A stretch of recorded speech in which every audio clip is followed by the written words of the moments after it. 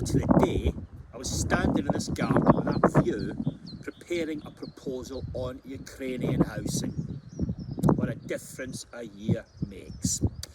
The World Bank wanted some ideas on how to improve housing finance for low and middle income households in Ukraine, and they also wanted some thoughts on how to better manage the blocks you see today on the television. Throughout the work, we were putting in all our bright ideas, and my colleague Lydia, who is from Ukraine, was constantly telling us, it's not a normal country, people, your ideas won't work. Now we know exactly what she meant.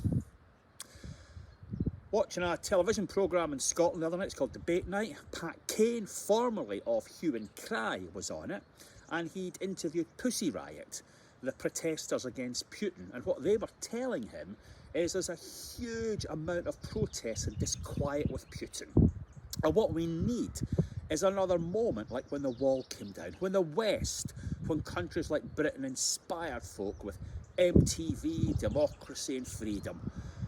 And the question for us, I think, is does our housing and our social infrastructure inspire the rest of the world?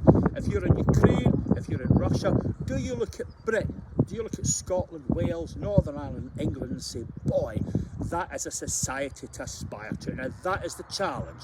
We have to lift our housing management and our housing production to the point where it is the envy of the world, and folk aspire to it. That is how you defeat tyrants like Putin.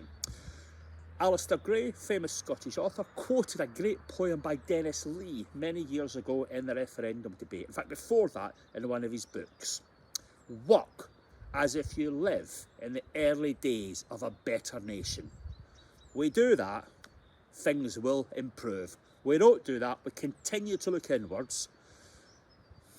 You know what comes next. Thanks for your attention. I'm Alistair McIntosh, and I hope to see you next week in a better place.